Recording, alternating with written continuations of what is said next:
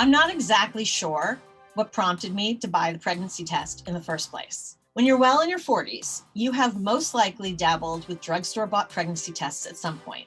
So here I was, only a few days late, mother of 2, married 16 years, pushing 50, hoping I didn't bump into anyone I know at the checkout at Target. I just wanted to put my mind at ease. The first time I ever shyly bought a test, I was in high school and still a virgin. I helped my friend, also still a virgin, buy a test at Pathmark on the corner of 70th and Amsterdam. Not knowing better, she was scared a little heavy petting had gone too far. I knew she wasn't pregnant, but played along. Now, at 48, I figured I had about as much chance of being pregnant as she did then. It was probably just the start of menopause or something else. I was wrong. I don't really remember what I did or how I felt when there in our bathroom at home, I saw there were 2 lines instead of 1.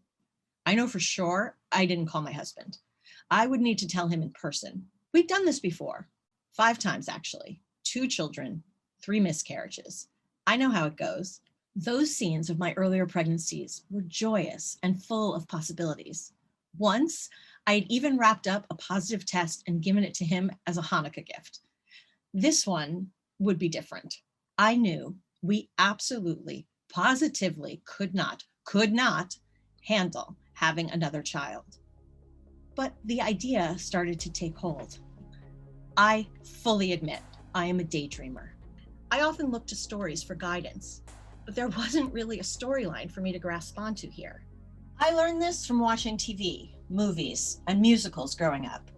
They saved my life once upon a time.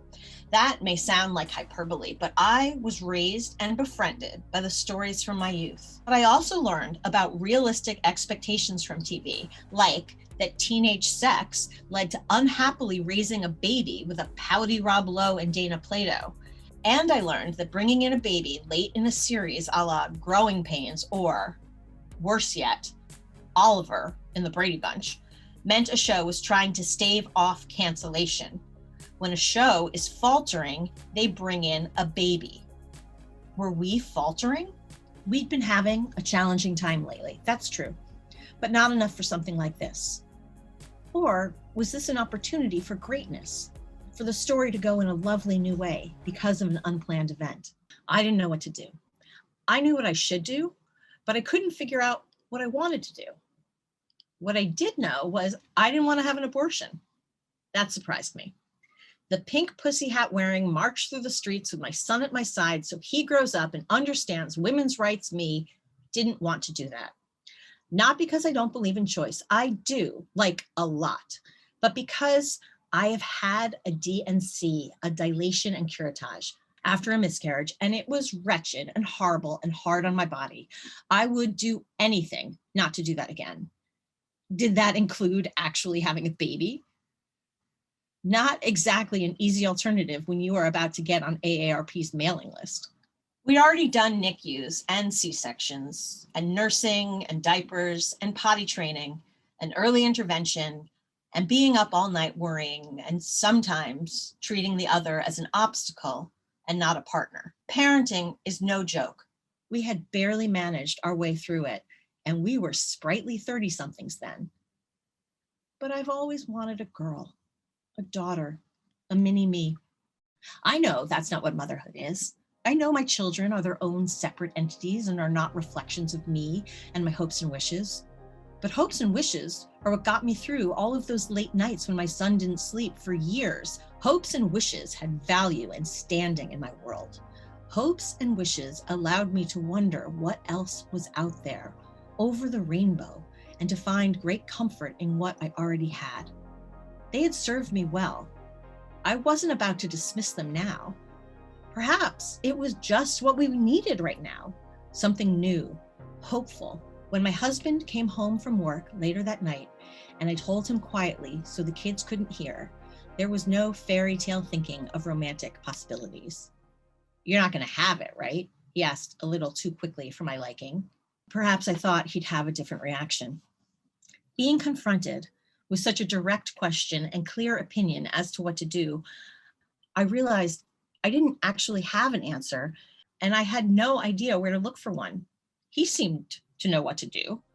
I wish I could say this is where my husband and I found common ground and fell into each other's arms, but there was a disturbance in the force. It's a story as old as time. But with our kids now 9 and 13, we were inching ever so closer to getting back to us. Were we willing to add another 18 years to get to that promised chapter of coupledom? We will always be a family and their parents, but they will not always be actual children. This is the hard part, the in the trenches part. But if we have done our job right, they will leave us and we will be on track enough to have survived the trip and to walk into the sunset together, hand in hand. But what if someone else was there to hold hands with us? A tiny little hand. The idea started to take form in my hormonal mind. A little girl. No NICU, no struggle. I'd already picked out her name before I even saw a doctor to confirm it. My doctor soon put all of those fantasies into stark reality. He confirmed I was pregnant, but he also pointed out at subsequent visits over the next few weeks that the numbers were not doubling as they should. 48, remember? He advised we wait and see. He poked around and looked inside to monitor what was going on, but couldn't see much. When I asked for an ultrasound picture, he actually said, "But there's nothing there." I took one anyway. But the blood work indicated pregnancy. The fear now was it had taken up shop in my fallopian tube. He basically told me to go home and see what happens, to see if it passes. As you approach menopause, having a child as a possibility still means youth. It means the story is still in front of you. Your life is not totally mapped out. It means another act. Is that what I was struggling with? Getting older? I quietly instructed my body to fight and hold on to the thing I had yet to decide I was keeping or even wanted. I'm gonna give away the ending here, even though it's probably been obvious this whole time.